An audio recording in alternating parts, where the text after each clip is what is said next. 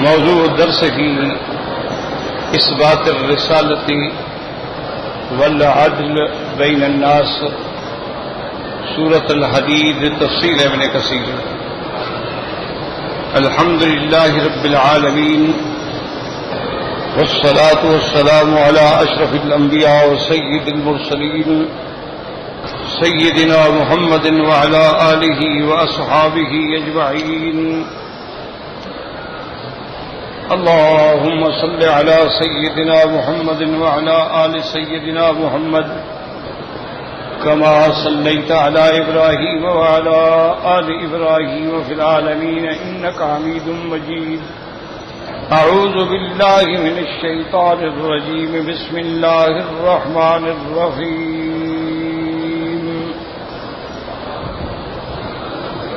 لقد أرسلنا رسلنا بالبينات وأنزلنا معهم الكتاب والميزان ليقوم الناس بالقسط، وأنزلنا الحديد فيه بأس شديد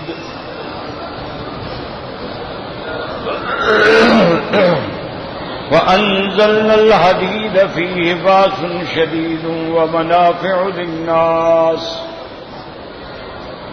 وليعلم الله من ينصره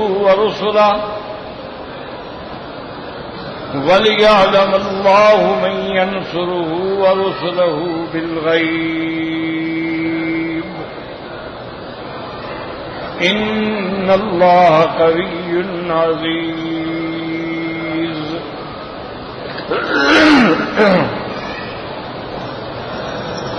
اللہ تبارک و تعالی نے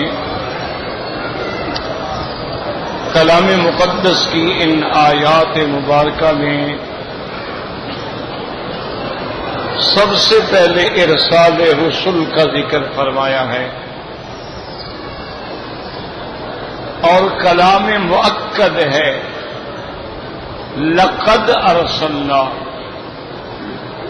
تو بعض علماء فرماتے ہیں کہ یہ لام جو ہے یہ بھی قسمیہ ہے، گویا قسم کھا رہے ہیں اللہ تبارک۔ جیسے وا قسمیہ ہوتی ہے واللہ، باللہ، تاللہ، اسی طرح بعض علماء فرماتے ہیں کہ یہ بھی لام قسمیہ ہے، اور اکثر علماء کہتے ہیں کہ نہیں، یہ لام ابتدائیہ ہے، اور قد جو ہے یہ حرف تحقیق ہے، یعنی البتہ یہ پکی بات ہے۔ قد کا معنی ہوتا ہے کسی بات کا پختہ ہونا۔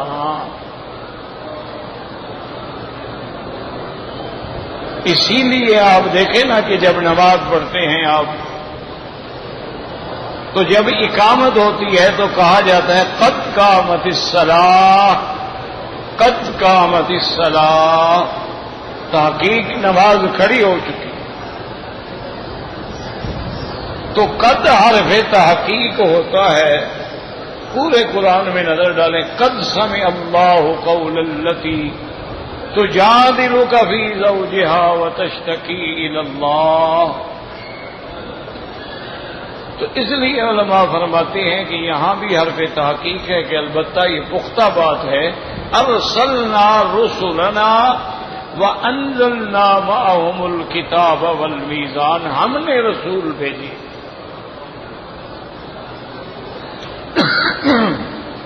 ان میں ان لوگوں کی تردید ہو گئی جو رسالت کے منکر ہیں، جو انبیاء علیہم السلام کی تکذیب کرتے ہیں، انہیں جادوگر سمجھتے ہیں، کاہن سمجھتے ہیں، نعوذ باللہ انہیں جھوٹا ہیں، انہیں اللہ پہ افترا کرنے والا کہتے ہیں کہ یہ تو خود بناتے ہیں بات، اور یہ پرانے قصے ہیں اساطیر الاولین، اور یہ خود بھی معلم ان لوگوں سے سیکھ کے، اور کبھی کہتے ہیں مجنون، دیوانے ہیں، ایسی باتیں کہہ رہے ہیں۔ تو اللہ نے فرمایا نہیں، ہم نے رسول بھیجے۔ یہ نہ مجنون ہیں، نہ دیوانے ہیں، نہ خود انہوں نے نبوت کا دعویٰ کیا ہے۔ ان کو ہم نے بھیجا ہے۔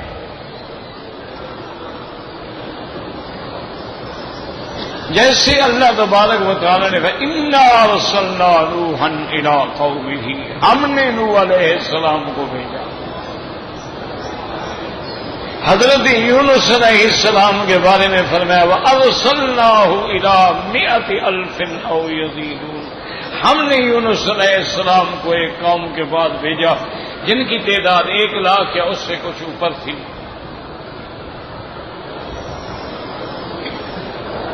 تو ایک تو ان کی نفی ہو گئی جو یہ کہتے ہیں کہ یہ رسول نہیں، پیغمبر نہیں. اللہ فرمایا نہیں، میرے رسول.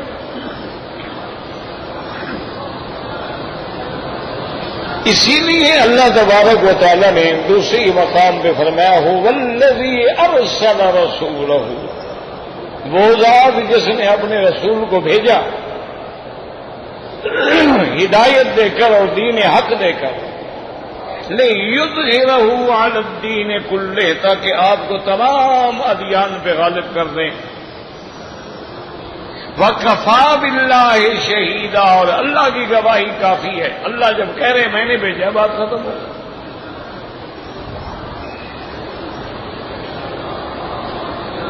اب بعض ملاحدہ جو ہیں، زنادقہ جو ہیں، وہ یہ کہتے ہیں جی کہ ٹھیک ہے مسلمان تو مان لیں گے جی اللہ کہہ رہا ہے، ہم کیسے مان لیں کہ اللہ نے کہا ہے، ہم نے کوئی اللہ کو دیکھا ہے.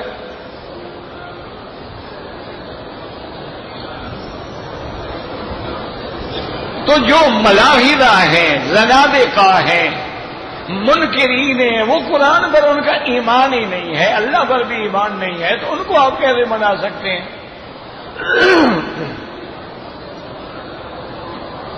وہ کہتے ہیں ٹھیک ہے جی آپ تو مسلمان ہیں نا، آپ کو اللہ نے کہہ دیا کہ ہم نے بھیجا، آپ نے مان لیا، لیکن ہمیں سمجھائیں ہم کیسے مانیں؟ نہ بھیجنے والے کو دیکھا ہے، نہ ہم نے اس کا فرمان سنا ہے. اسی لیے بعض کافر کہتے تھے نا کہ بھائی اگر واقعی آپ اللہ کے سچے رسول ہیں تو اللہ کے فرشتے آپ کے ساتھ ہوتے. اگر آپ اللہ کے سچے رسول ہیں تو اللہ آسمانوں سے ہمارے نام ایک باقاعدہ لیٹر لکھیں گے، فلاں کو میں نے رسول بنایا ہے.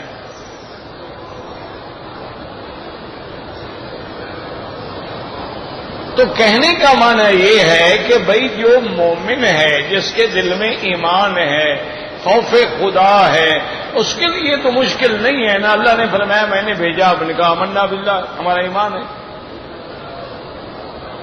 لیکن جو منکر ہے اس کے لیے کیا جواب ہے؟ اس لیے اللہ نے آگے ایک لفظ کہہ کے منافقین اور منکرین کا ہمیشہ کے لیے منہ بند کر دیا. اس نے کہا بدبختو، ہم نے رسول ایسے نہیں بھیجا، بالبینات، ہم نے اس کو معجزات دے کے بھیجا ہے. اور وہ معجزات اس کی رسالت کی صداقت کی گواہی دے رہے ہیں. ورنہ دنیا میں دیکھ لیں کہ فرعون جیسا عامر ہو، فرعون جیسا ظالم ہو، جس کا لقب بھی ذل اوتاد پڑ گیا تھا کہ وہ میخوں والا فرعون. بعض علماء نے کہا یعنی اس کے اقتدار کی میخیں جڑی ہوئی تھیں، اس کو کوئی خطرہ نہیں تھا اپنے اقتدار کے ڈولنے کا. اور بعد نے کہا نہیں، ذل اوتاد کا معنی یہ ہے کہ وہ بدبخت جس ظالم جس کو سزا دیتا تھا اس کو دیواروں کے ساتھ کھڑا کر کے ان کے ہاتھوں میں میخیں لگوا دیتا تھا. اتنا بڑا عامر ہے اس دور میں. اندازہ کریں یعنی حضرت موسیٰ علیہ السلام اور سرکار دو عالم کے درمیان میں 1200 سال کا فاصلہ ہے، 12 صدیاں. 1200 سال پہلے اس کے بعد 6 لاکھ فوج تھی، تو کتنی بڑی طاقت ہوگی. اور پھر ساری دنیا کے خزائن پہ وہ قابو تھا.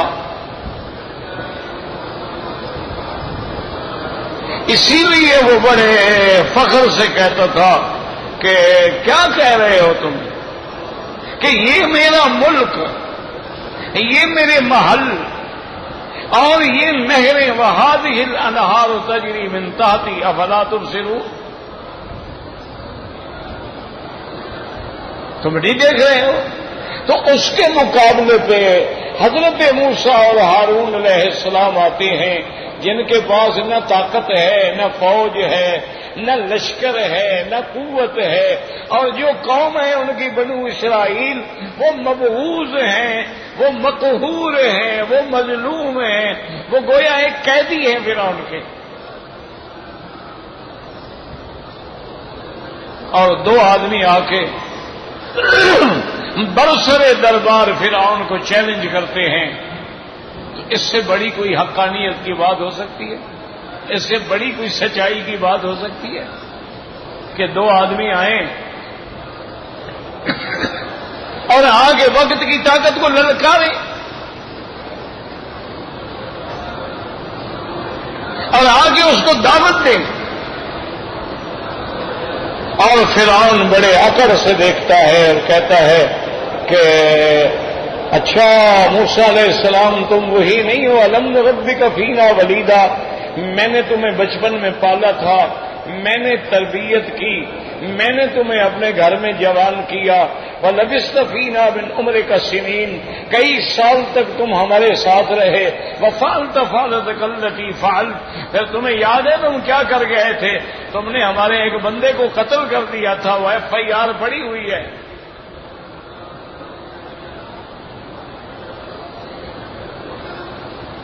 موسیٰ علیہ السلام کھڑے ہیں، کوئی پرواہ نہیں، کالا فال تو آئیدن آنا میرے بار نہیں. انہوں نے کہا بالکل ٹھیک ہے، میرے ہاتھ سے تمہارا بندہ مارا گیا، لیکن میں نے کوئی قتل کا ارادہ نہیں کیا تھا، لڑ رہے تھے، میں تھپڑ مارا، مر گیا. تھپڑ سے بندے مارے جاتے ہیں. وہ کوئی بھنگی نشئی قسم کا آدمی تھا، اس کو ایک تھپڑ لگا وہ مر گیا. اور پھر فرمایا کہ فرعون یاد رکھو میں نے یہ کام اس وقت کیا تھا، ابھی مجھے نبوت نہیں ملی تھی، اور پھر میں تمہارے ظلم اور تمہارے خوف سے فررت منکم لما خفت، میں چلا گیا، ملک چھوڑ کے چلا گیا. اور تم مجھے تانا دیتے ہو کہ مجھے تم نے کھلایا پلایا بڑا کیا، بڑے تم بے حیا ہو. ان ابت بنی اسرائیل، میری قوم کے 6 لاکھ بندے کو تم نے غلام بنایا ہوا ہے، 6 لاکھ سے مزدوری کرا کر ایک بچے کو کھانا کھلاتے رہے، تمہیں حیا نہیں آتی کہتے ہوئے؟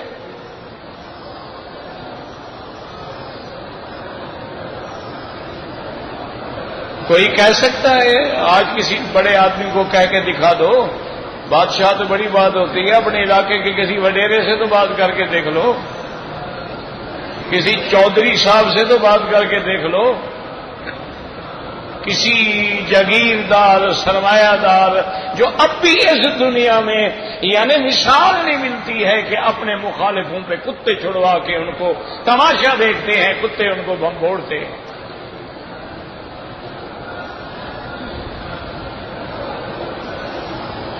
اللہ تعالیٰ کے پیغمبر ہیں، بالکل سامنے کھڑے ہیں اور کوئی پرواہ ہی نہیں.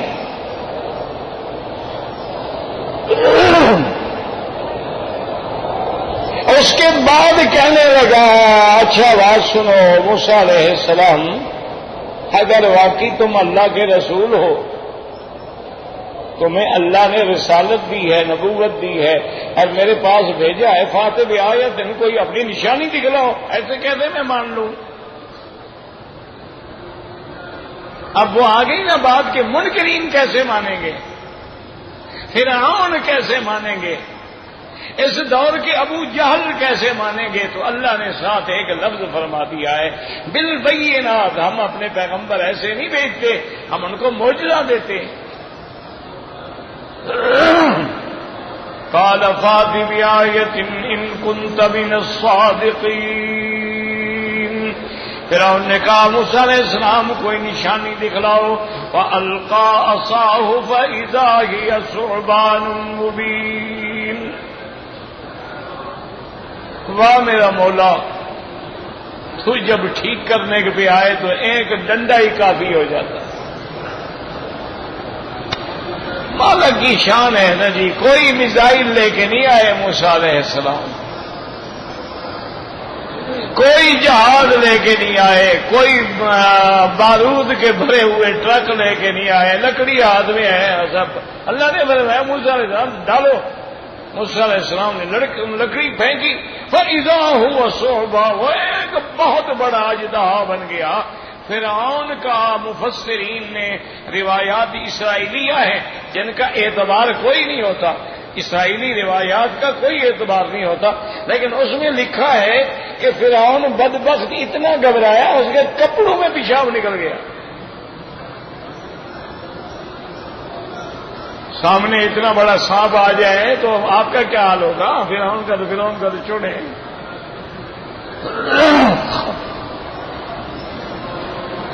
پھر موسیٰ علیہ السلام نے اٹھا لیا، اس کے بعد آپ نے ایسے بغل مبارک میں ہاتھ رکھا، فنظر یدہ، ہاتھ سورج کی طرح روشن ہو گیا۔ فرعون کہنے لگا کہ بات تو ٹھیک ہے، لیکن میں اتنی جلدی مانتا نہیں ہوں تمہاری بات کہ تم نبی ہو سکتا ہے یہ کام جادوگر بھی تو کر لیتے ہیں نا، نہ ماننا ہو تو پھر 100 بہانے۔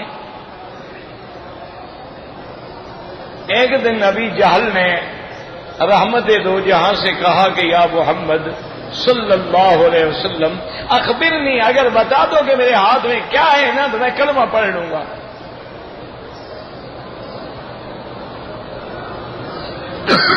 پھر میں آپ کو نبی مان لوں گا۔ آپ نے فرمایا ابو جہل یہ سوال جو تم نے کیا ہے نا یہ بڑا چھوٹا سوال ہے، یہ میری شان کے مطابق نہیں ہے،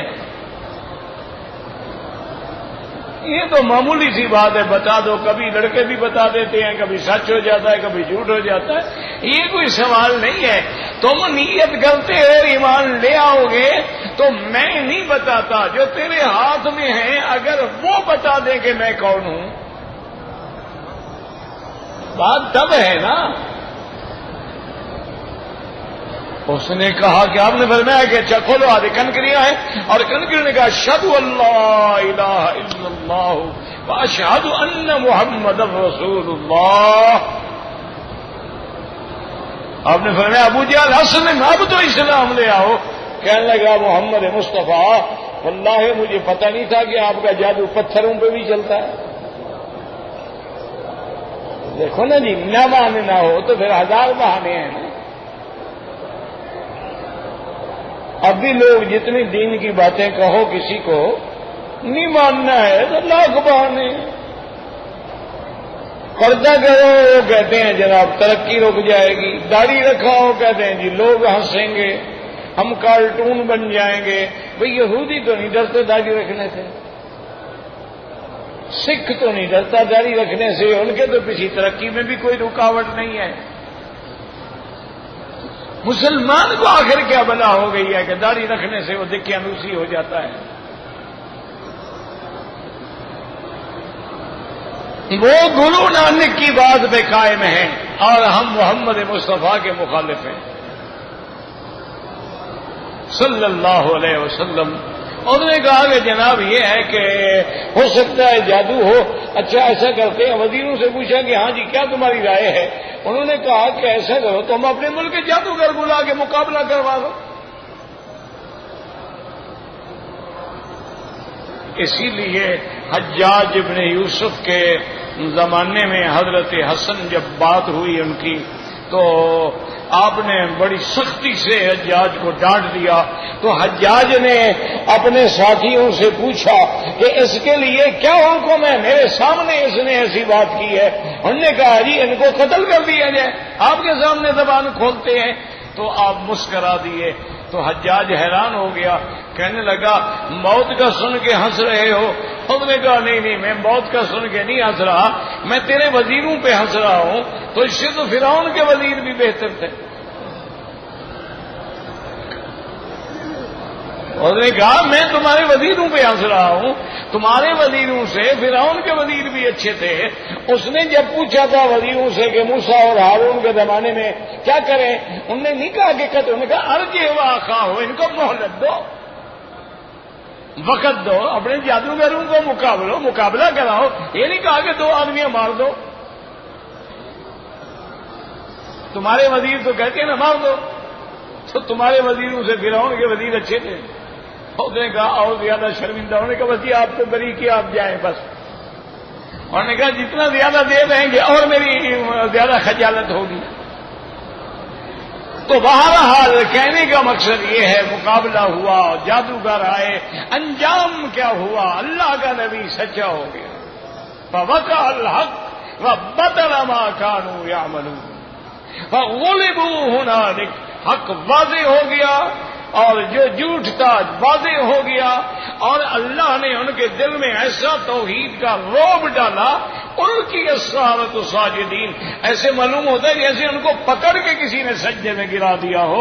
سارے سجدے میں گر گئے اور نے کہا آمنا برب العالمین رب موسیٰ و ہارون. اور یہ بات بھی سمجھ لو کہ جب آمنا برب العالمین کہہ دیا تھا پھر رب موسیٰ و ہارون کہنے کی کیا ضرورت تھی؟ بھائی کہہ دیا آمنا برب العالمین. علماء نے لکھا اس کی وجہ یہ تھی کہ فرعون بھی تو کہتا تھا انا رب العالمین. تو جادوگروں نے وضاحت کر دی کہ بدبخت تو مراد نہیں، رب موسیٰ و ہارون مراد ہے، تاکہ شبہ ہی مٹ جائے نا. تو اللہ فرماتے ہیں لقد ارسلنا رسلنا بالبینات. ہر دور میں ہم نے پیغمبر بھیجے ہیں اور ہم نے ان کو معجزات دیے ہیں اور ہم نے ان کے ساتھ جو ہے کتاب بھی اتاری ہے. تو اب انبیاء کی صداقت کی دلیل جو ہے وہ معجزات ہوتے ہیں. اور علماء نے ایک بڑی عجیب بات لکھی ہے.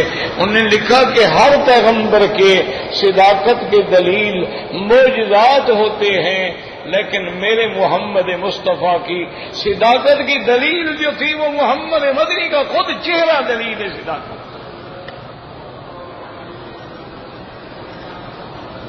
اللہ اکبر. بات صرف یہ ہے کہ بغض والی اینک اتار دو. اگر اینک کفر والی چڑھی ہوئی ہو تو پھر جمال مصطفیٰ تو نظر نہیں آتا.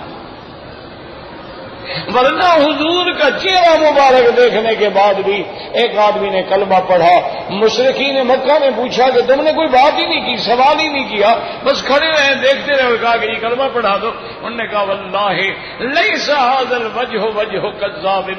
میں سردار ہوں، میں نے دنیا دیکھی ہے، میں نے آپ کے چہرے کے بعد یہ فیصلہ کہ خدا کی قسم یہ چہرہ کبھی جھوٹ نہیں بول سکتا.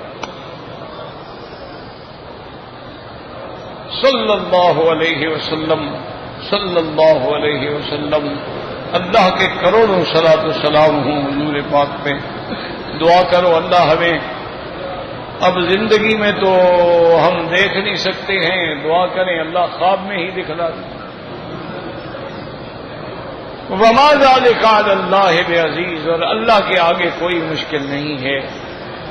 اور یاد رکھو مسلمانوں، اگر حضور کی زیارت کرنی ہے نا گناہوں سے توبہ کر لو اور درود شریف کو اپنی زبانوں پہ اتنی چڑھا دو نا کہ سارا دن چلتے پھرتے اٹھتے بیٹھتے ہر حال میں درود پاک ہو. جتنا درود پاک زیادہ پڑھو گے انشاءاللہ اتنا جلدی زیارت ہو.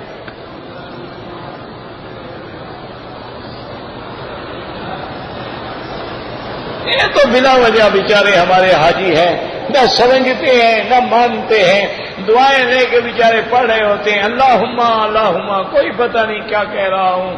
انی اعوذ بک من الشک والشرک. جن کو یہ بھی نہیں پتا شک ہے یا شک ہے، جن کو یہ بھی نہیں پتا شرک ہے یا شرک ہے، کیا ضرورت ہے؟ یہ تو بدعت ہے. اصل طواف یہ ہے کہ جو تمہیں آتا ہے پڑھو. سبحان اللہ والحمد للہ لا الہ الا اللہ اللہ اکبر وللہ الحمد. کچھ نہیں آتا درود شریف پڑھتے رہو. اصل بات یہ ہے کہ جس میں تیرا دل لگ جائے وہ بات ہے. یہ دعا مانگ رہے زور سے پڑھ رہے ہو آمین آمین، یہ تو ناجائز ہے، یہ تو گناہ ہے.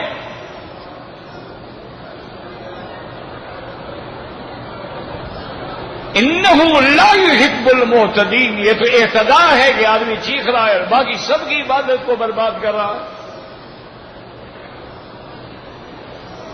تو اس لیے ہمیشہ یاد رکھیں کہ اللہ تبارک و تعالی نے معجزات بھی عطا فرمائے ہیں، لیکن کوئی نہ مانے اس کا کیا علاج ہے؟ تو ایک دفعہ یہ ہوتے ہیں نا لوگ ڈرامے شرامے کرتے ہیں، بعض ڈرامے والے بھی کچھ اچھے لوگ ہوتے ہیں، انہوں نے بھی ایک ڈرامہ بنایا، یہ تھیٹر ویٹر جو ہوتے ہیں نا، تو انہوں نے ایک ڈرامہ بنایا، نعوذ باللہ نعوذ باللہ، اللہ معاف کرے، ایک تو بن گیا خدا اور باقی سارے آگے مخلوق بن کے کھڑے ہو گئے ہیں۔ تو اس کے بعد جناب انہوں نے فہرست پیش کی، انہوں نے کہا جی حضرت آدم علیہ السلام کو آپ نے نبی بنایا؟ تو انہوں نے کہا ہاں میں نے بنایا۔ ایسے گنتے آئے حضور پاک تک، تو انہوں نے کہا ہاں ہم نے بنایا۔ تو مرزا غلام احمد قادیانی بھی کھڑا ہوا، اس کا نام بھی آیا کہ جناب مرزا صاحب کو کس نے بنایا؟ تو اللہ نے فرمایا اس کو میں نے تو نہیں بنایا۔ شیطان کھڑا ہو گیا، اس نے کہا اللہ میاں آپ نے 1,24,000 بھیجا، میں نے مان لیا، میرے 2-4 بھی آپ نہیں مانتے، ان کو آخر میں نے بنایا ہے، تو کچھ میرے بھی تو رہنے دینا۔ تو پھر اگر یہ باتیں ہوں نا پھر تو کوئی نہیں سمجھا سکتا ہے، ورنہ آج بھی ہم چیلنج کرتے ہیں کہ اگر میرے نبی کی بات کو نہیں مانتے ہو، قرآن معجزہ ہے، قرآن کا مقابلہ کرو۔ جلا دینا مقابلہ نہیں ہوتا، قرآن پاک کی توہین کرنا مقابلہ نہیں ہوتا، قرآن کا مقابلہ کرنا ہے ساری دنیا کے جینیس اکٹھے کر کے ایک صورت بناؤ۔ آج ہم تورات جلا دیں گے تو کیا تورات دنیا سے مٹ جائے گی؟ لیکن ہم تو ایسی گستاخی نہیں کر سکتے، ہم تو ہر پیغمبر کی کتاب کا احترام کرتے ہیں۔ ہمیں پتہ ہے کہ تورات اصلی نہیں ہے، ہمیں پتہ ہے کہ انجیل اصلی نہیں ہے، لیکن نسبت آ گئی ہے، اس کا بھی ادب کرتے ہیں، احترام کرتے ہیں۔ حضور پاک کے سامنے جب تورات آئی، حضور پاک نے سرانے پہ بیٹھے ہوئے تھے، آپ سرانے سے اتر گئے، سرانہ آگے رکھا، تورات کو اونچا رکھا، آپ نیچے بیٹھے۔ ہم تو اس پیغمبر کی امت ہے، بدبختو تم قرآن جلا رہے ہو۔ اور ایک بات یاد رکھ لو، اللہ کافروں کو معاف کر دیتا ہے، گستاخوں کو معاف نہیں کرتا۔ ایک بات میری پلے باندھ لو، اللہ نے کئی کافر گزر گئے جن پہ کوئی عذاب نہیں ہوا، آج بھی دنیا میں کروڑوں اربوں کافر ہیں جن پہ کوئی عذاب نہیں ہے۔ تو کافر ہونا الگ بات ہے، گستاخ ہونا الگ بات ہے۔ نبی کا سگے چچے کا بیٹا ہے، جب اس نے آ کے نعوذ باللہ حضور کی توہین کی، آپ کی بیٹی کو طلاق دی اور حضور کی طرف منہ کر کے تھوک دیا کہ میں تمہاری بیٹی پہ تھوکتا ہوں، سرکار دو عالم بھی جوش میں آ گئے اور آپ نے فرمایا اللہم سلط علیہ کلبا من کلابک، اللہ اپنے جنگل کے کتوں میں سے کوئی کتا اس پہ مسلط کر دے۔ اور آپ بھی اللہ کے حرم میں دعا کریں، میرا مولا تیرے نبی کا کارٹون بنا رہے ہیں، جو ازواج مطہرات کی توہین کر رہے ہیں، جو تیری کتاب کو جلا رہے ہیں، سلط علیہم کلبا من کلابک، ان پر بھی کوئی جنگل کا کتا بھیج۔ ہم عاجز ہیں، ہم کچھ نہیں کر سکتے، ہم بے حس بھی ہیں، بے بس بھی ہیں، بے کس بھی ہیں، میرا مولا ہمارے پاس کچھ بھی نہیں ہے، ہم عاجز ہیں، درماندہ ہیں، لاچار ہیں، دشمن کا کتا مر جائے انتقام لینے والے ہیں، ہمارے مسلمان ٹکڑے ٹکڑے ہو جائے کوئی رونے والا بھی نہیں ہے، آنسو بہانے والا بھی نہیں ہے۔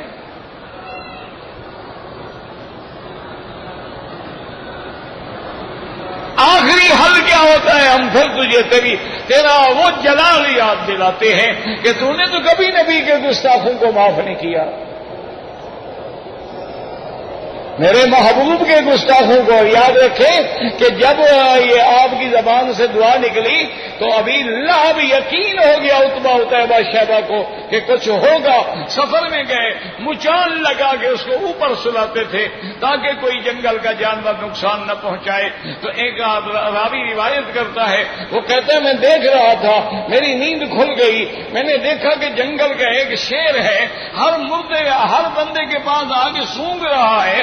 مور چپ کر کے پھر کھڑا ہو گیا. معلوم ہوا جو گستاخ ہوتا ہے اس میں اللہ کوئی خاص بدبو پیدا کر دیتے ہیں, وہ جنگل کے کتے بھی پہچانتے ہیں. اس کے بعد وہ کہتا ہے وہ شیر دور گیا اور دوڑ کے آیا اور چھلانگ لگائی اور مچان میں جا کے اس گستاخ کو ٹکڑے ٹکڑے کر دیا. میرا اللہ آپ قادر ہیں. ہم تو بس اخباروں میں پڑھ لیتے ہیں, دل جلا لیتے ہیں, اپنی کمزوری کا ماتم کر لیتے ہیں, ان للہ و انا الیہ راجعون پڑھ لیتے ہیں. ہمارے پاس کیا ہے میرا مالک؟ ہم تو ایک سوئی بھی نہیں بناتے ہیں. ہم نے علم چھوڑ دیا ہے میرا مولا. 600 سال کے بعد ہم نے دین کا علم بھی چھوڑ دیا, دنیا کا علم بھی چھوڑ دیا. جب تک ہم دین سے وابستہ تھے ساری دنیا علماء اسلام کی محتاج تھی. اور اس کون تھا؟ ابن سینا کون تھا؟ الجبرا کا موجد کون تھا؟ یہ ایجادات جدیدہ کے بنانے والے کون تھے؟ سب مسلمان تھے. جب سے ہم نے توحید لکھنے کو روزی بنا لیا, ہم نے قرآن بھی چھوڑ دیا, علم بھی چھوڑ دیا. آج ہمارا عالم یہ ہے کہ ہم ان کے مقابلے پہ ایک بدسی کولا بھی نہیں بنا سکتے. کہتے ہیں لڑو, کس بات سے لڑو گے؟ روٹی ان کی کھاتے ہو, لڑو گے؟ آٹا تمہارا وہاں سے آتا ہے, بپسی تمہاری وہاں سے آتی ہے, کوکا کولا تمہارا وہاں سے آتا ہے, پیزا ہٹ تمہارا وہاں سے آتا ہے, برگر تمہارے وہاں سے آتے ہیں, کینٹاکی کی مرغیاں تمہاری وہاں سے آتی ہیں. تم لڑو گے کافروں سے؟ اندر پہلے حرام بھرا ہوا ہے, لڑو گے؟ چھوڑو کس سے کہانیاں ہیں. اب لڑائی دنگے کی نہیں ہے, فساد کی نہیں ہے, اب علم کی اور عقل کی لڑائی ہے. جن کے پاس علم ہوگا, جن کے پاس علمی استعداد ہوگی, وہ دشمن کا علم سے مقابلہ کرے گا.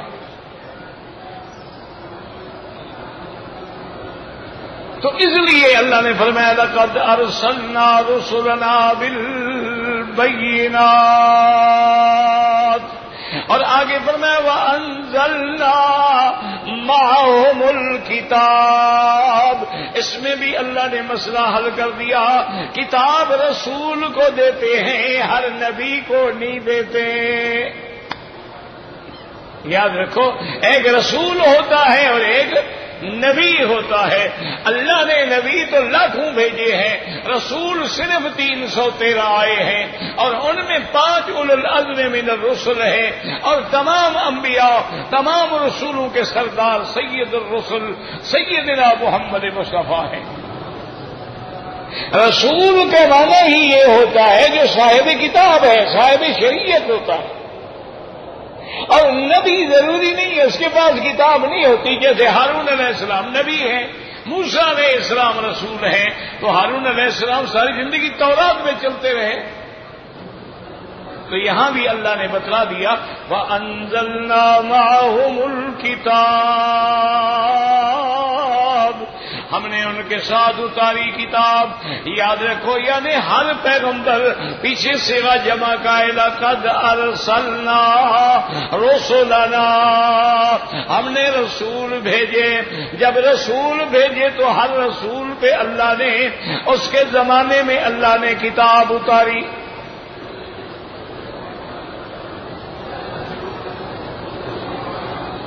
یعنی موسیٰ علیہ السلام کے لیے تورات آئی, عیسیٰ علیہ السلام کے لیے انجیل آیا, حضرت داؤد علیہ السلام کے لیے زبور آئی. اسی طرح صحائف ابراہیم آئے, صحائف موسیٰ علیہ السلام آئے, اور سب سے افضل, سب سے اعلیٰ, سب سے جامع, سب سے مانے, سب سے کامل کتاب جو ہے وہ کامل نبی حضرت محمد مصطفیٰ پہ اتری.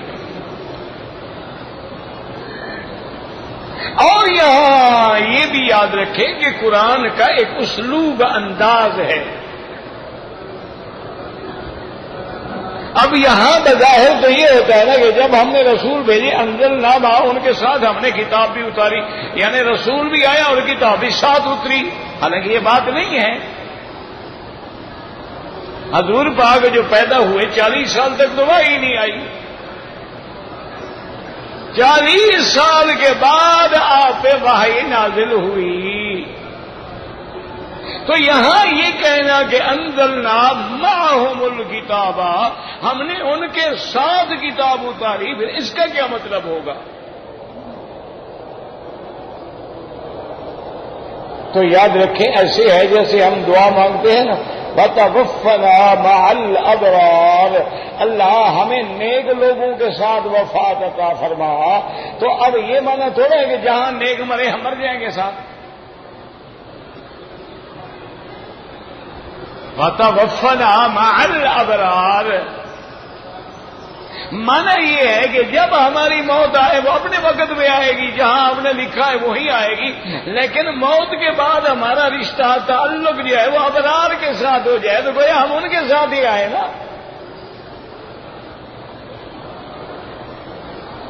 اسی طرح جب اللہ نے ان پہ کتاب ان کے نبی رسالت دینے کے بعد اتاری ہے، لیکن اتاری تو ان پہ ہے نا، تو گویا انزلنا معہم الکتاب. اور بعض علماء نے اس کا اور ترجمہ فرمایا ہے، وہ کہتے ہیں اصل معنی یہ ہے اللہ رسالت کا فیصلہ بھی اور نبوت کا فیصلہ بھی آسمانوں اور زمینوں کے پیدا ہونے سے بھی پہلے کر چکے ہیں، اور اسی وقت کتاب بھی وہ سب کچھ جو تھا وہ لوح محفوظ میں تو لکھا گیا. تورات بھی لکھی گئی، انجیل بھی لکھی گئی، قرآن بھی لکھا گیا. تو جب نبوت کا فیصلہ ہوا تو گیا اسی وقت اللہ نے ان کے لیے کتاب مختص کر دی. جب اللہ نے ان کی نبوت، کیوں یہ ساری چیزیں تو لوح محفوظ میں ہیں، اور وہ تو 50,000 سال پہلے اس عالم کے پیدا ہونے سے بھی پہلے اللہ نے لکھ دیا ہے. تو اس لیے مانا ہوگا وَأَنزَلْنَا مَعَهُمُ الْكِتَابَ. ایک معجزات کا ذکر آ گیا، کتاب کا ذکر آ گیا، اور کیا اتارا اللہ نے فرمایا والمیزان. میزان کا معنی بظاہر ہوتا ہے ترازو، جس سے آپ وزن کرتے ہیں اس کو کہتے ہیں میزان. اور یہ لفظ قرآن میں کئی مقامات پہ ہے. وَالسَّمَاءَ رَفَعَهَا وَوَضَعَ الْمِيزَانَ أَلَّا تَطْغَوْا فِي الْمِيزَانِ وَأَقِيمُوا الْوَزْنَ بِالْقِسْطِ وَلَا تُخْسِرُوا الْمِيزَانَ وَالْوَزْنُ يَوْمَئِذٍ الْحَقُّ. اللہ نے قرآن میں کئی مقامات پہ میزان کا ذکر کیا. تو بعض علماء تو فرماتے ہیں کہ میزان جو ہے، یہ ترازو جو ہے، یہ بھی حقیقتاً آسمانوں سے اتارا گیا. جیسا کہ میں نے خلاصہ درس میں بھی ایک دفعہ عرض کیا تھا کہ ایک روایت میں آتا ہے اللہ نے نوح علیہ السلام پہ میزان اتاری اور جبریل علیہ السلام نے فرمایا کہ یا نوح فأمر قومک یزنوا بہا، اپنی قوم کو سکھلا دو کہ اس چیز کے ساتھ وزن کیا کریں. اسی طرح جیسے قول آتے ہیں کہ اللہ نے جب آدم علیہ السلام کو بھیجا ہے تو لوہا بھی بھیجا اور آگ بھی بھیجی، پانی بھی بھیجا اور نمک بھی بھیجا. اربع برکات، یہ 4 چیزیں ہیں جو اللہ نے آدم علیہ السلام کو دے کے بھیجی ہیں. اسی لیے آتا ہے نا کہ جب اللہ نے پہاڑ پیدا کیے تو فرشتوں نے کہا مولا یہ تو بڑی سخت چیز ہے، پہاڑ اتنے سخت پہاڑ ہیں، ان سے بھی کوئی چیز سخت ہے؟ اللہ نے فرمایا کہ ہاں. انہوں نے کہا مولا وہ کیا؟ فرمایا لوہا، کہ لوہا ایسی چیز ہے جسے پہاڑوں کو توڑ ڈالا جائے گا. تو انہوں نے کہا واقعی مولا یہ لوہا تو پہاڑ توڑ دیتا ہے، لوہے سے بھی کوئی سخت چیز آپ نے بنائی ہے؟ اللہ نے فرمایا بالکل بنائی ہے۔ فرشتوں نے کہا مولا وہ کیا؟ فرمایا آگ، لوہے کو ڈالو آگ میں پانی بن جائے گا۔ تو انہوں نے جب یہ منظر دیکھا انہوں نے کہا مولا یہ آگ تو بڑی بلا ہے، یہ تو لوہے سے بھی سخت ہے، پہاڑوں سے بھی سخت ہے، اس سے بھی کوئی سخت چیز پیدا کی ہے؟ تو اللہ نے فرمایا ہاں پانی پیدا کیا، آگ پہ ڈالو آگ بجھ جائے گی۔ تو ملائکہ نے کہا واقعی مولا دیکھو ہم نے پانی ڈالا بجھ گئی، پانی سے بھی کوئی سخت چیز ہے؟ فرمایا ہاں۔ انہوں نے کہا مولا وہ کیا؟ فرمایا ہوا، ابھی ہوا چلاتے ہیں پانی خشک ہو جائے گا۔ نے فرمایا اللہ واقعی یہ تو بڑے زور والی چیزیں ہیں، ایسی بھی کوئی چیز ہے پانی سے ہوا سے بھی زیادہ؟ فرمایا ہاں وہ انسان ہے جو ہواؤں پہ بھی سواری کرے گا، جو پانی پہ بھی سواری کرے گا۔ کرمنا بنی آدم وحملناہم فی البر والبحر، لیکن شرط یہ ہے کہ انسان بنو۔ تم اگر درندے بن جاؤ تو اس کا کیا علاج ہے؟ پھر تو وہی ہے نا اسفل سافلین، ترقی کرے تو فرشتوں سے آگے بڑھ جائے اور گرنے پہ آئے تو شیطان سے بھی نیچے گر جائے۔ وہ ہمارے ایک مولوی صاحب ہوتے تھے، وہ کہتے ہیں وکیل صاحب آج کل شیطان مزے کر رہا ہے، چھٹی پہ ہے۔ میں نے کہا وہ کہتے ہیں؟ میں نے کہا یہ جو کافر ہمارے اپنے لوگ اس سے آگے بڑھ گئے اب آرام کر رہا ہے۔ وہ کہتا ہے مجھے کیا ضرورت ہے حرکت کرنے کی، میرے یہ جو شاگرد ہیں من الناس، یہ من الجنۃ والناس، یہ تو مجھ سے بھی آگے بڑھ گئے۔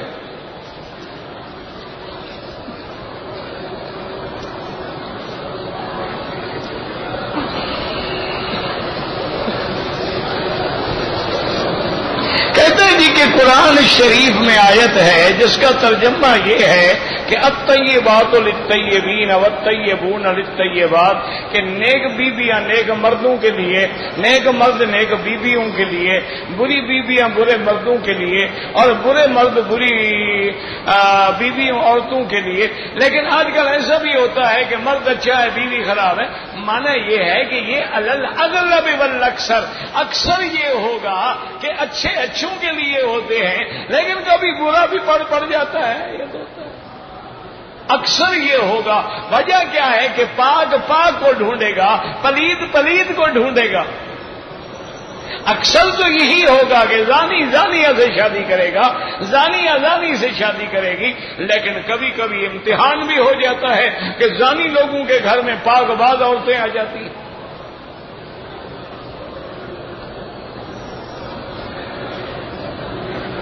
دیکھو نا اس کی مثال سمجھ لو کہ ہم حرم میں ہیں، ایمان سے کہو حرم پاک لوگوں کی جگہ ہے یا پلیت لوگوں کی؟ ہاں جی، تو ہم سارے پاک آئے ہوئے ہیں، شر سے آ رہے ہیں۔ ہم جو آئے ہوئے ہیں یہاں سارے ماشاءاللہ اندر باہر سے پاک ہیں۔ جو طواف کعبہ کردن پاک کس بات کے پاک ہے؟ اندر 4 کلو گند کھڑا ہوا ہے، پاک کس بات کے؟ پہلے اس کو تو نکالو، پہلے شرک کو تو نکالو۔ وہ اسی لیے بزرگوں نے لکھا ہے نا کہ جو طواف کعبہ کردم، کہ جب میں طواف کعبہ کر رہا تھا تو ندا برآمد، کعبے سے آواز آئی کہ بیرون درجے کر دی کہ درون خانہ آئی۔ میرے بھائی تم کون سے اچھے عمل کر رہے تھے کہ اب اندر بھی آ گئے ہو؟ بس دعا یہ کرو کہ ہم خطا کار ہیں، گناہ گار ہیں، اس نے رحم کر کے بلا دیا ہے، تو اب رحم کر کے ہمیں اس کے برکات و ثمرات نصیب کر کے پاک بھی کر دے۔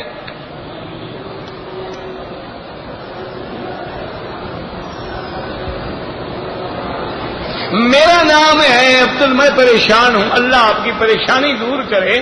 پریشانی کا علاج ہے حسبنا اللہ ونعم الوکیل، جتنا ہو سکے پڑھو، اللہ کی رحمت سے سب پریشانیاں ختم ہو جائیں گی۔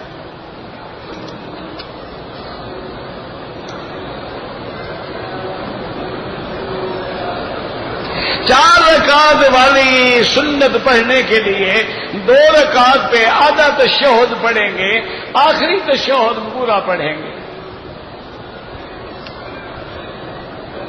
ایک سفر میں ایک عمرہ کرنا چاہیے، مرضی ہے، عبادت ہے، نفلی عبادت ہے، بعض علماء کہتے ہیں کہ ایک ہو، لیکن کوئی اگر دو بھی کر لے پھر اس کا معنی تو یہ ہوا کہ حاجی تو سارے فی امان اللہ ہو جائیں گے۔ حاجی جب آتے ہیں عمرے کا احرام باندھ کے مکے میں عمرہ کر لیتے ہیں، پھر ان کو کہاں بھیجا جاتا ہے؟ مدینہ۔ انہیں پھر واپس آ کے عمرہ کریں گے کہ نہیں کریں گے؟ پھر ان بیچاروں کے تو دو عمرے ہو گئے۔ اللہ کے بندے، جب ہم عمرے کے لیے باہر جائیں گے تو سفر ہو جائے گا نا۔ جب تمہارے نزدیک 1 میل پہ سفر ہے، اگر ہم 3 میل چلے گئے سفر ہو گیا، تو وہ سفر بھی نیا ہو گیا، عمرہ بھی نیا ہو گیا۔ تو نفلی عبادت میں حرج کیا ہے؟ ہم مدینہ جا رہے ہیں، سفر ہو گیا۔ مدینہ سے واپس آ رہے ہیں، سفر ہو گیا۔ ہم طائف جا رہے ہیں، سفر ہو گیا۔ طائف سے واپس آ رہے ہیں، سفر ہو گیا۔ ایک سفر کہاں رہا ہے؟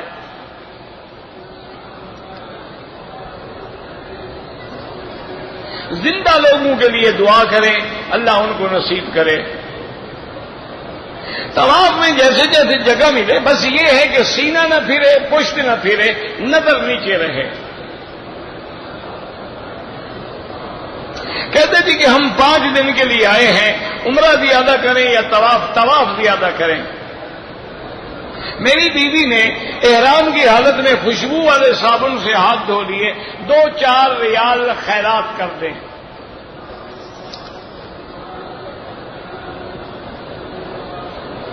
میں عمرے کے لیے، عمرے پہ آنے والوں پہ حج فرض نہیں ہوتا، امیر ہو یا غریب ہو، رہنے کی اجازت نہیں ہے، حج کیسے فرض ہو گیا؟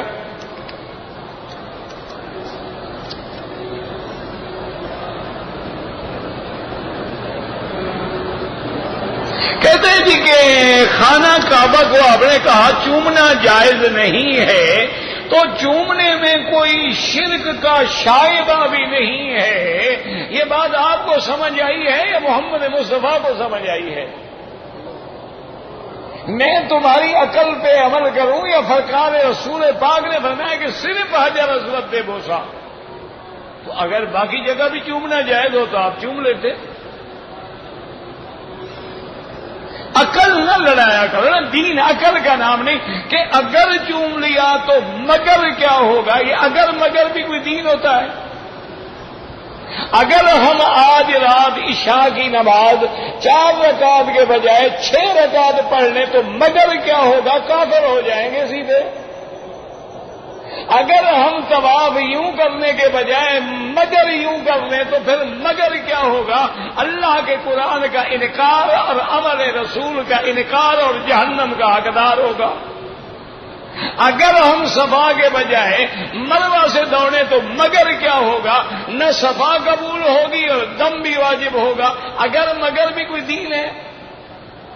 اگر میلاد کر لیں تو مگر کیا ہوگا؟ اگر کھڑے ہو کے صلاۃ و سلام پڑھ لیں تو مگر کیا؟ یہ اگر مگر کیا ہے؟ کہو یہ قرآن میں حکم ہے کہ کھڑے ہو کے صلاۃ و سلام پڑھو۔ اللہ نے تو نماز میں بھی صلاۃ و سلام کھڑے ہو کے پڑھنے کا حکم دیا ہے، بیٹھ کے پڑھنے کا؟ ہاں جی نہ، اگر ہم کھڑے ہوں اللہ اکبر التحیات للہ والصلوات، نماز ہو جائے گی۔ السلام علیکم ایھا النبی ورحمۃ اللہ ہو جائے گی۔ تو اللہ تو کہتے ہیں نماز میں بھی بیٹھ کے پڑھو، تم نے کھڑے ہو کے کہاں سے نکالا ہے؟ اس کا کوئی علاج ہے دنیا میں؟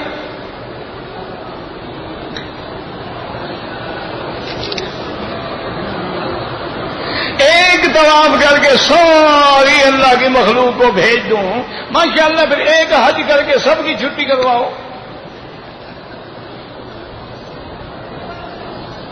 عجیب لوگ ہیں ماشاءاللہ۔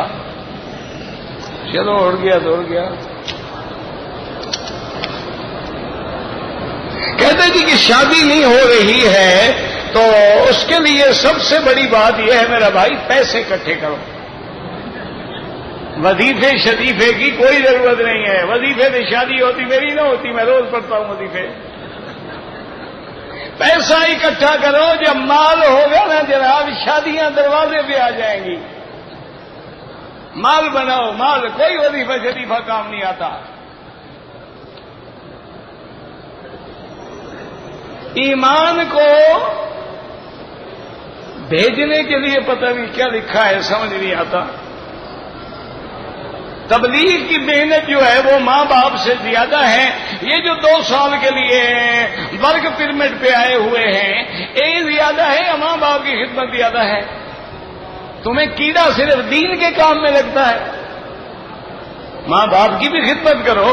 دین سیکھو گے تو ماں باپ کی خدمت کرو گے. جب دین ہی نہیں ہوگا کیا خدمت کرو گے؟ دور سے ٹاٹا ڈیڈی اولڈ ہاؤس میں پھینکا ہوگے.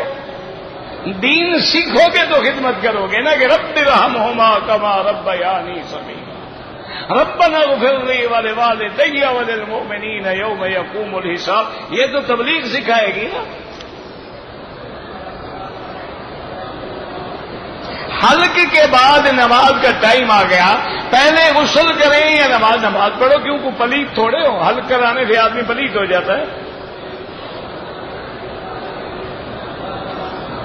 میرا داؤں پتہ نہیں کیا چھوٹا ہے، پتہ نہیں کیا ہے.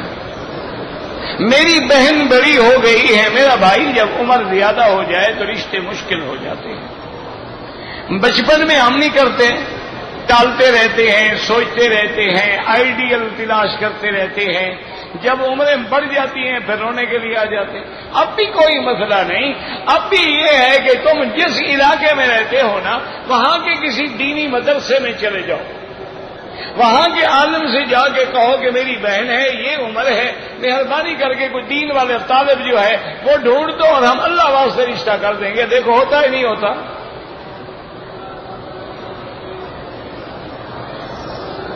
تم کہو اب عمر بھی بڑی ہے اور اگلے جناب یہ ہے کہ اتنا ڈرائیور بھی دیں اور اتنا گاڑیاں بھی دیں اور اتنا یہ. اب یہ تو باتیں نہیں ہوں گی نا. میرا احرام کی حالت میں ایک بال توڑ لیا کچھ نہیں ہوتا. احتیاطاً 1-2 ریال خیرات کر دو.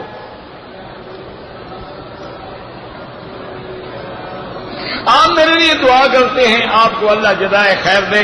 مجھے کافی دنوں سے یہ تکلیف جو ہے نا جی حج سے لے کر آج تک چلی آ رہی ہے. بس دعا کر دیا کریں اور کچھ نہیں. اور وہ بھی کوئی پابندی نہیں. جب یاد آ جاؤں تو دعا کر دیں اللہ شفائے کاملہ دے دے تاکہ دین کا زیادہ سے زیادہ ہم کام کر سکیں. میں سوئٹزرلینڈ سے آیا ہوں. میرا بھائی عشاء کی ابھی جب میں درس میں جاؤں گا نا آپ میرے ساتھ چلے جائیں. جب ذرا دور ہو کے مجھے ہوش آ جائے پھر میں آپ کو بتا دوں گا کہ آپ کہاں ملیں. آپ درس کے فوراً بعد ملتے ہیں. مجھے کیا پتا آپ کون ہیں.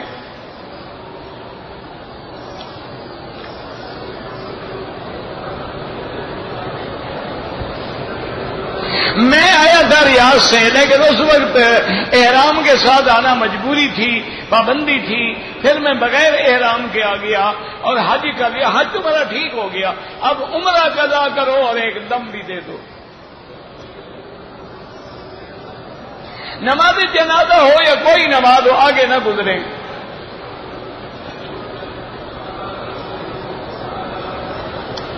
کہتے جی کہ موجودہ پرفتن دور میں غیر اللہ کے ذبیحے کا کیسے فیصلہ ہوگا؟ اگر مسلمان ملک کا ذبیحہ ہے اعتبار ہے، کافر ملک کا ہے تو کوئی اعتبار نہیں.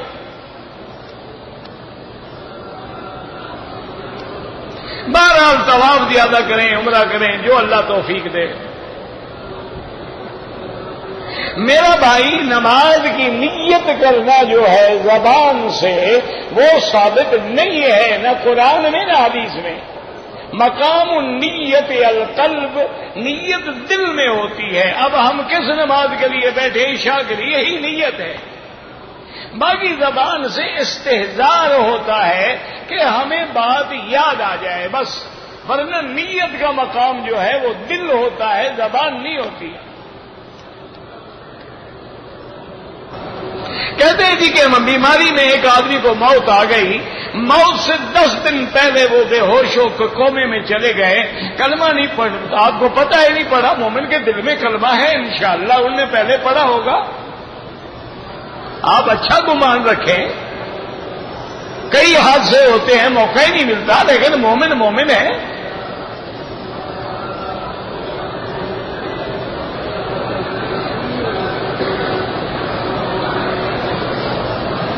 کہتے ہیں جی کہ پاکستان میں اسلامک بینکنگ شروع ہو گئی ہے.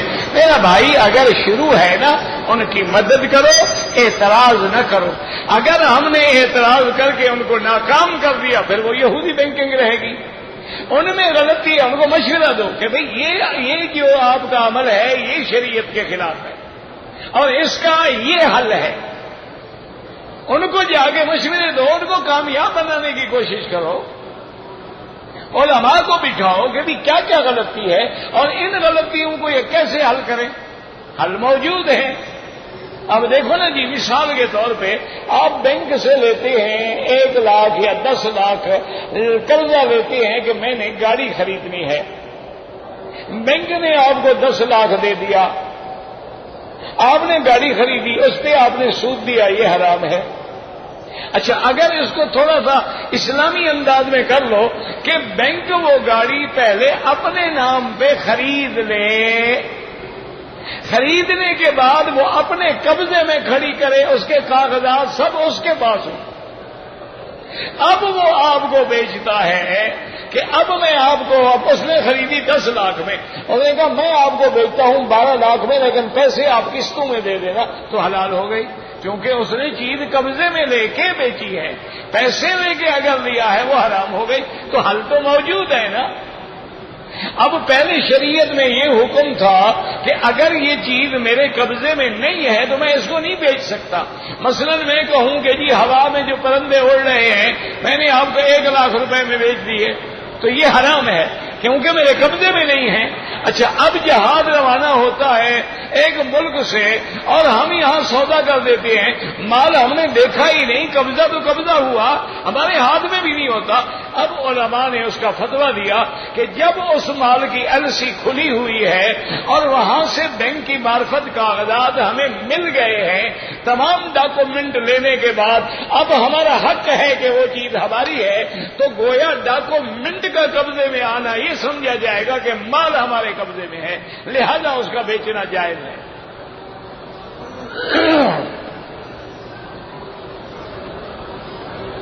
طواف زیادہ کریں افضل ہے، مسجد عائشہ سے بھی عمرہ کریں جائز ہے۔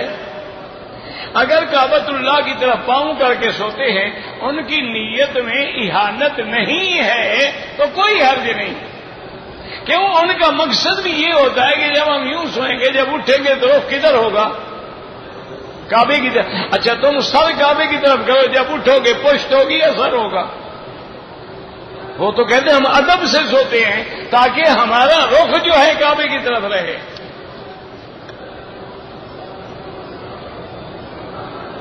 ٹوپی پہن کے پگڑی باندھنے کے بعد بھی درمیان میں جگہ خالی نہ رکھیں۔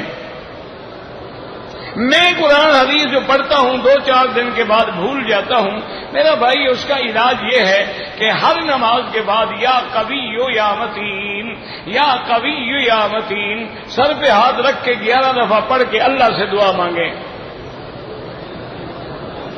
کہتے ہیں جی کہ اپنا مجھے تو 7 اعضاء کے بجائے آپ نے کہا کہ آدمی 7 اعضاء پہ سجدہ کرتا ہے، مجھے تو 8 لگتے ہیں۔ آپ نے ناک کو الگ گن لیا، ماتھے کو الگ گن لیا ہے نا، حالانکہ منہ ایک ہے 2 ہے، پھر تو آپ ہونٹوں کو بھی الگ گنے، نیچے داڑھی کو بھی الگ گنے، مجھے 11 تک پہنچ جائیں گے انشاءاللہ۔ کیا کریں، اللہ کی رحمت ہے، مولوی مفت ہے، سوال کرنے والے اللہ کی رحمت سے کرتے رہتے۔ اب ہم بھی عادی ہو گئے، کیا کریں، کبھی کبھی تھک جاتے ہیں تو بگڑ بھی جاتے ہیں۔